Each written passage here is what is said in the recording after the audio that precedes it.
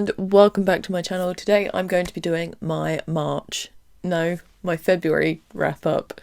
We're in March, we're halfway through March before I'm recording this. Well, not halfway through, but it kind of feels like maybe we are. Right, let's just get on to the books quickly before I start rambling about the passage of time and everyone gets an existential crisis. So the first thing I read was a manga called Freerin? Insert here. It was quite sweet. I don't know whether I could be bothered to continue with it though, because it just kind of, it's a bit melancholy. Like, the premise is there's this elf who went on an adventure with some mortal races and they defeated the big bad, and then she goes on her way and then decides to meet up with them again in the future, and they're all like old or like on death's door, and she's like, oh shit, well I still look the same, I'm an elf, the passage of time. And like they're all dying, and it's just like fucking sad, man. Like the idea of just mortality, it's very like cleverly done, and perhaps I will continue it, but I just am not inclined right now. Like, I'm trying to not have an existential crisis every damn day as World War III looms.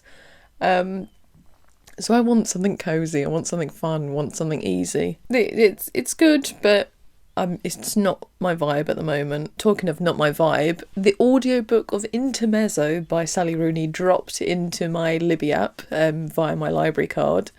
And so I was like, okay, we'll give Rooney a second chance with this book. Oh, why did I bother? What was even the fucking point of it? I listened to it and kind of wish I never bothered. I don't understand the hype, but maybe I'm just getting bored of literary fiction.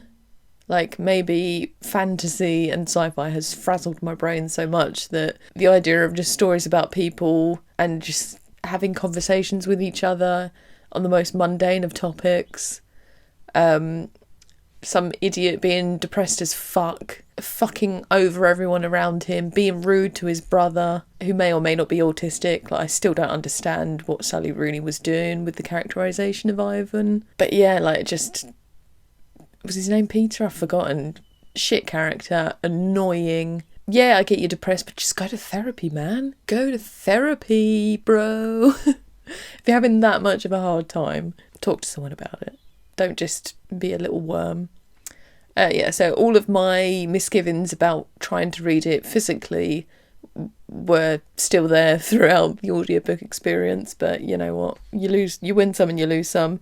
I don't know whether I'm going to be bothered to read the next Sally Rooney, because so far I think I've read all of her books and I only enjoyed Normal People, but then I'm wondering, was that just when it first came out and I read it?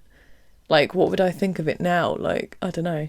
Interesting. And then, basically, the mood I'm in at the moment is for trash. And that is because, again, I'm still reading the World of Warcraft novels. So I read Day of the Dragon, Lord of the Clans, and Arthas, Rise of the Lich King. I do actually have a physical copy of this, because I ordered it for, like, £2 off of eBay. But, yeah, like, they're just fun, stupid reads, like, although some of the characterisation in it is just weird.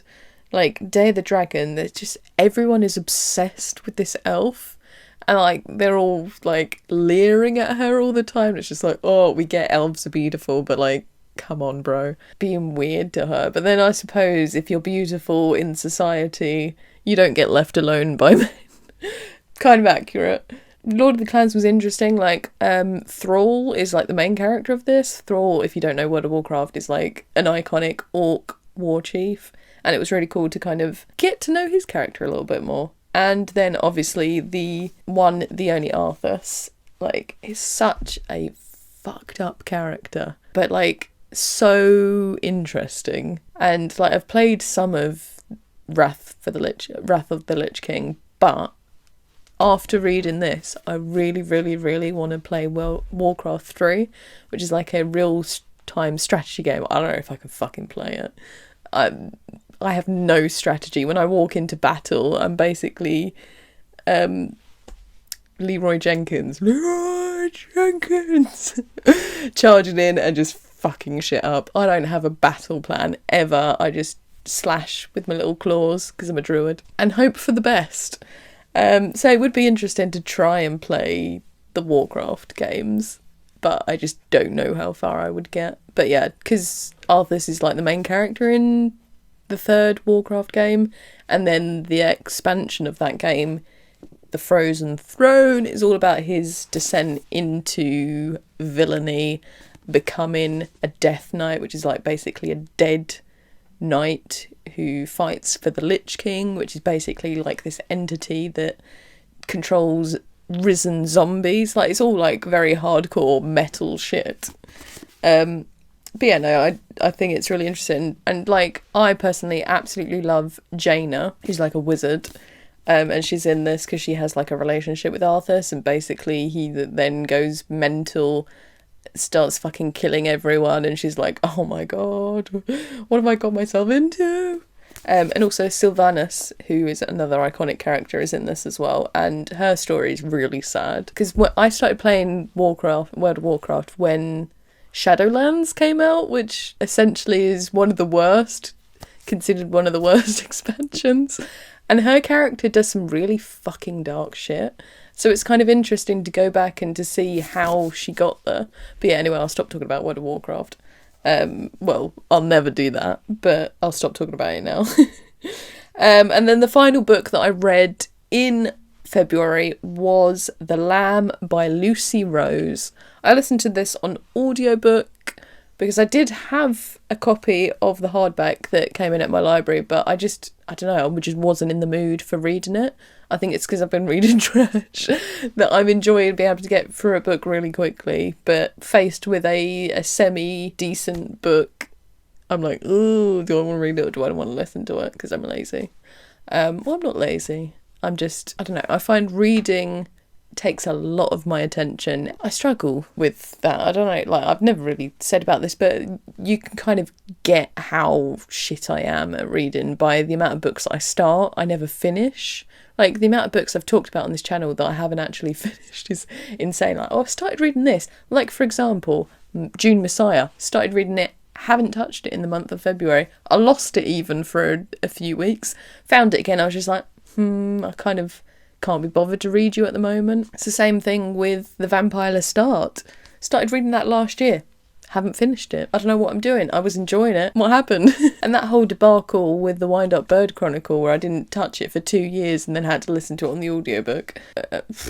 So yeah, The Lamb. I was kind of disappointed with this, which is kind of sad and annoying. But I enjoyed like the folktale, fairy tale elements. But I don't know. I'm starting to get a bit tired of the whole Bildungsroman story, like stories involving young people growing up and just like using horror as a plot device to talk about growing up and becoming like in this a woman, so like she gets her first period and things like this. And it's just like, yawn, it's been done before, not only in books, but so much in movies, which is perhaps why I'm really tired of the trope, because I've watched a lot of movies that use horror as a device to talk about becoming a woman. And a lot of it didn't surprise me at all. Like, I saw a lot of story beats coming a mile off. And the only thing that surprised me was perhaps the ending, but I just was like, okay, that's interesting, but, And like, I got bored. A book about cannibalism, and I got bored.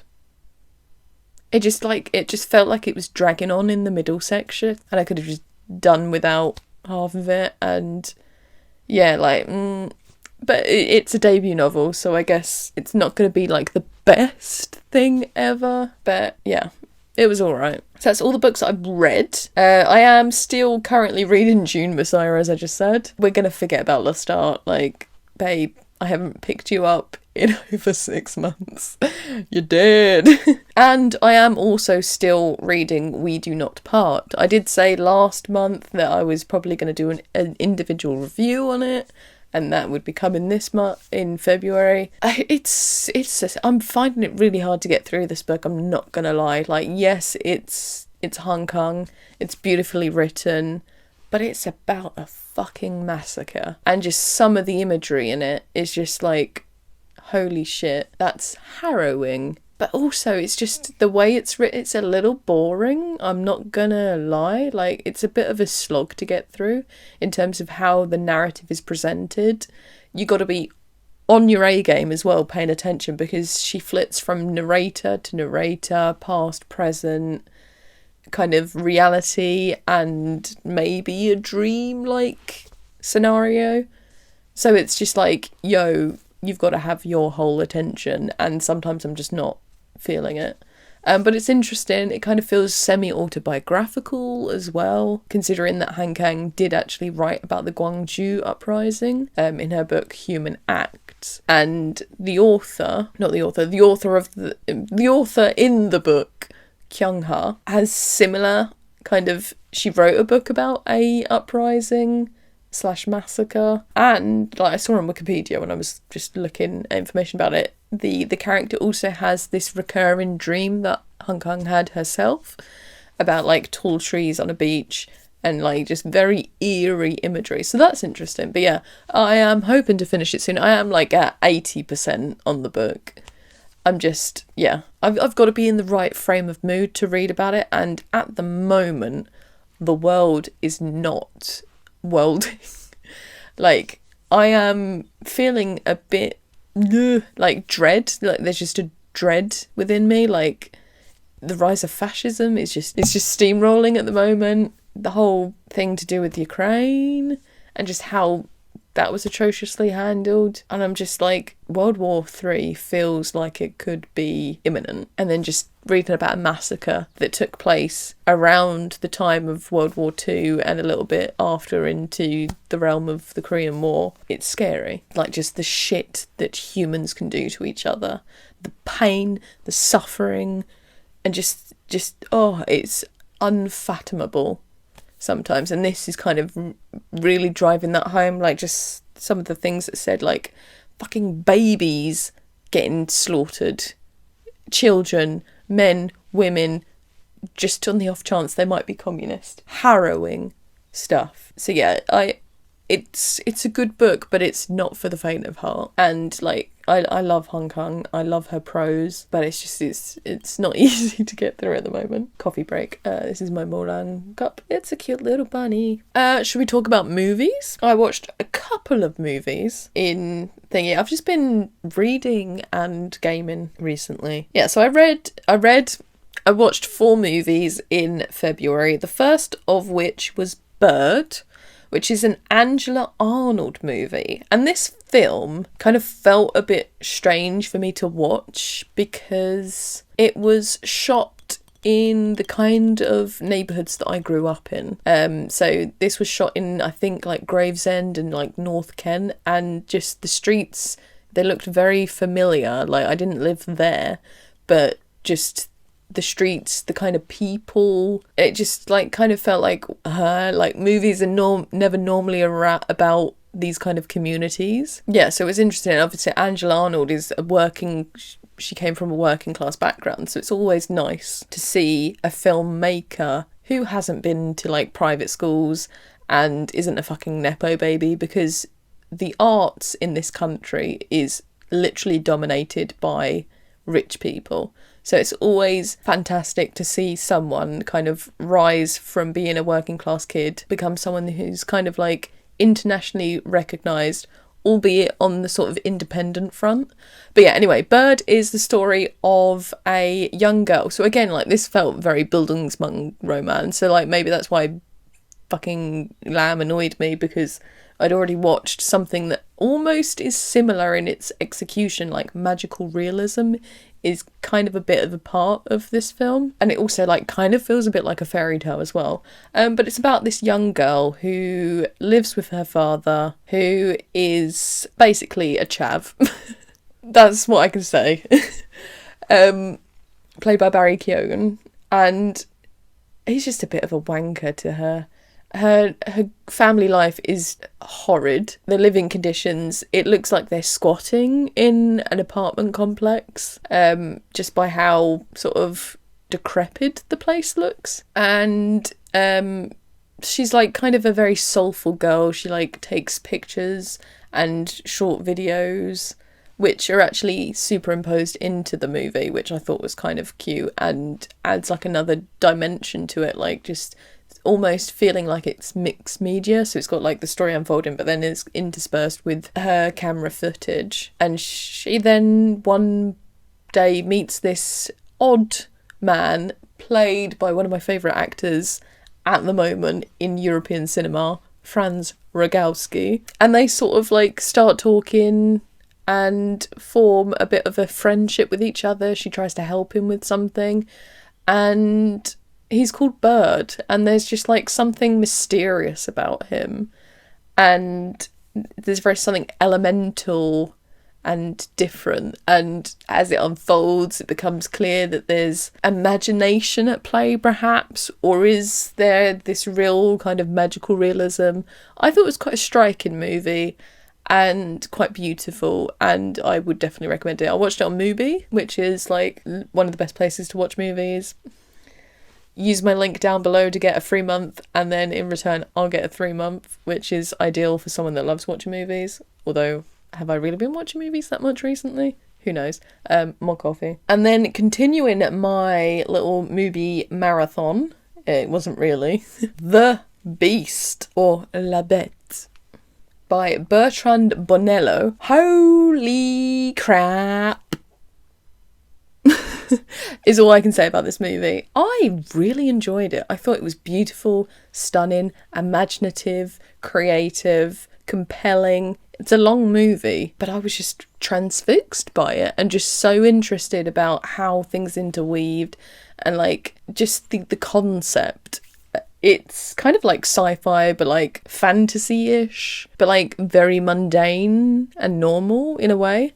So the premise is that there's this woman played by the amazing, the sensational, the one, the only Léa Seydoux, and she undergoes this procedure in a post-something society. This is our future in this universe, where everything's kind of very like clinical and just dull and people don't feel much anymore. And so then she undergoes this procedure to go back through her past lives to expel these feelings from her. And each past life she visits, she meets a man who she has also met in the present, played by George McKay, who fucking speaks French in this. Dude's English, speaks French. Huh? And apparently he learnt it for the movie. I've been learning French for years and I could not pull off, but I suppose he was given lines, so maybe I should give myself some slack, although I haven't practiced French all year. But yeah, anyway, back to the movie. And I really enjoyed the way this story weaves, and like there were just these elements in each one that kind of felt dreamlike. So like there was the presence of dolls in it, and like in the future there's like this weird doll woman who's like a robot, I think. But then there's dolls throughout these past lives, and then it kind of makes me think, is this real? Is this really her past lives, or is this some kind of weird computer program structure that has got these recurring elements in it? And like the appearance of the Beast in each one, which is part of like some kind of weird fucking prophecy. Like this film is impossible to talk about without making sense. To make sense. I can't even speak English anymore. Je suis stupid. I've lost all incoherence. Basically, I think you need to watch it and perhaps know as little as possible. Hopefully my rambling of what it kind of is about, but like not even is, won't give you too much of a sort of idea about it. But I just, I feel like I'm definitely going to have to watch it again at some point. But yeah, I really enjoyed it. I just thought it was beautiful to look at, and just the weirdness of the story. There's also like another part of the storyline that's kind of like very sinister, involving like this dude stalking, and that was really fucking creepy. But yeah, I just wholeheartedly, one of the best films I've seen recently, so 100% would go and watch it on Mubi using my code movies for a month. I don't know why I'm trying to plug this so much. I just want them to notice me and to sponsor me. with my below 1,000 subscriber count. Sure. Then the next movie I watched, I think it was actually a rewatch of Crash. I was just on, again, Mubi, and I was just browsing and I was like, oh, Crash, I haven't seen that in a while. And so I watched it again. It's fucking depraved as ever. But yeah, no, I don't know why I like that movie so much. I think it's just like, it's like this weird little bubble, and it's just so well done. Like, Cronenberg is the king of weirdness, alongside, obviously, David Lynch, who is not of this world already. But yeah, so, like, I'm just glad that there's still a champion of the weird making work. I so want to see his new movie. Is it The Shrouds? About, like, the death thing? Like, oh, totally up my street. When is that coming out? But yeah, there's nothing really to say about Crash that I haven't already said. It's great. And then the last film that I saw in February was The Monkey, which is based on a Stephen King story, and that was directed by Osgood Perkins. And so basically, the main reason why I actually went to see this was, one, because of Stephen King, and I'm in my Stephen King era at the moment. I've read, I think, like 3 of his works kind of recently. 3 or maybe 2? Yeah, no, 3. Kind of in the last couple of years. I'm probably going to read something else soon, or delve into some of his short stories. I actually do kind of want to read this short story to kind of compare. And then the other reason why I went to see it was because it has Tatiana Maslany in it. And for anyone that doesn't know who that is, or only knows her from She-Hulk from Marvel, what are you doing? Have you not seen the masterpiece Orphan Black? You're calling yourself out there. Literally, I will watch anything this woman's in purely because of how amazing she was in Orphan Black, playing like 11 different characters in total, all with distinct mannerisms, personalities, accents. Mind-blowing. But yeah, so the movie, and unfortunately she wasn't in it for that long. It was alright. It was kind of like gory, silly, kind of like more funny than I thought it would be, which was a surprise. I thought it was going to be like hardcore horror, even though it's about like a weird toy monkey that makes people kill. Well, not makes people kill, but like people die because of it. It's an interesting concept, like the sort of randomness of death. So like I enjoy how Stephen King kind of weaves weird tales around like real kind of things. So like obviously you could see, what's the cat one? Weird Cat book. I think it turned into a movie. Pet Cemetery. It's like a story about grief and sort of I don't know, like gut wrenching feeling of losing someone, like in that a kid dies, like. So then it's kind of like a study in grief and like how far would you go to bring someone back. And so like in this one it's kind of, yeah, about death and how fucking random it is, but like amped up on a high scale kind of thing. So I thought that was interesting, but it was alright. Like, it's not the kind of thing to like sing home about. It's not groundbreaking in its beauty like Nosferatu, which again is, when you think about it, it's kind of a generic story like Dracula. We all know the story, but I don't know, there was just something special about the way that Robert Eggers navigated it that made it feel fresh. But yeah, this was a fairly fine film. Alliteration. And then what TV have I watched? Sound like a horse. I don't really think I've watched that much TV, but I could be wrong. I have been meaning to watch the new season of Severance. What is with the alliteration, the sibilants here?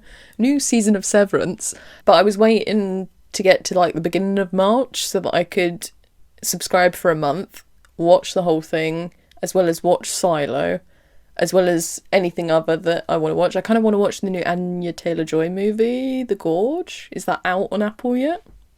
Don't know. I'll have to check, because I kind of want to watch that, because she's cool. But yeah, so I haven't watched Severance yet, but I really fucking want to. I am so... like, I'm trying to be so on it to avoid spoilers, because the amount of shows, and like some of the biggest moments in shows I've had spoiled. I don't know whether I've said this before, but... not Severance. What's the one? Logan Roy, the Roy family. What's that called? That show. Roman Roy, Logan Roy. Why can I name the characters but not the show? What's that called? That show. one of the biggest moments in that show I had spoiled. I'll insert a picture of here when I invariably am editing and can remember, or have a quick Google to see what the show's called. Succession, that's it. I knew it began with an S, but Severance just kept coming into my brain, and like, I knew it wasn't that. Succession had that spoiled. Game of Thrones had that spoiled. So Severance, I'm trying really fucking hard not to get that spoiled. But yeah, TV shows I've watched recently. Oh yes, one of the main ones I watched. Well, I actually did watch The Recruit, which is like a silly little, not silly, like fun kind of spy drama comedy thing, which recently got cancelled, which was annoying, but I quite enjoyed it. It's a bit frivolous, a bit unrealistic, but like quite funny and amusing. It's about this guy who's a lawyer, but then has to somehow get himself involved in espionage missions. Yeah, fun. Kind of brain rot, but in the best possible way. And then the other show that I watched, which is perhaps one of my favourite shows, but I say that about a lot of shows, but like this is in a particular genre. So it's called Valeria, and it's a Spanish TV show. And it's kind of like the Spanish version of Sex and the City. So it's like chick lit, but we don't like that term. It's like a romance, friendship drama. And it had its final season this year, which I thought the last season was the final season. I was kind of like sour how it ended. I was like, oh, why did she end up with him and not him? But they basically continued it. I don't know whether they retconned it or whether because it's based on books, but they haven't been translated into English, I don't think. So I have no idea what the plot of the books are in comparison to the TV show. But yeah, so it's about like these 4 friends who live in Madrid, who are basically Sex and the City, but Spanish. Yeah, so they kind of like she had a happy ending, which I'm kind of like happy about, but like, I don't know, why does the happy ending always have to involve marriage and children? Don't know. But maybe that's just me being not the archetypal woman who doesn't want children. Like, how much of an anomaly am I? Like, I wonder if you did like a survey of every living woman currently and ask them whether they want kids or not, I wonder what the result would be. That would be interesting. Ooh, that's gone cold. Yeah, so like, I don't know, it's hard to talk about the 4th season of a TV show that most people probably haven't watched who watch this channel. But if you like Sex and the City and you want something a bit different, something a bit more updated, perhaps Valeria would be cool to check out. It's on Netflix. So if you're really adverse to subtitles, you could probably dub it into English. That would be a mistake though. But I understand that subtitles aren't accessible for everyone, so they do make a lot of content more accessible, but some people just really struggle with it.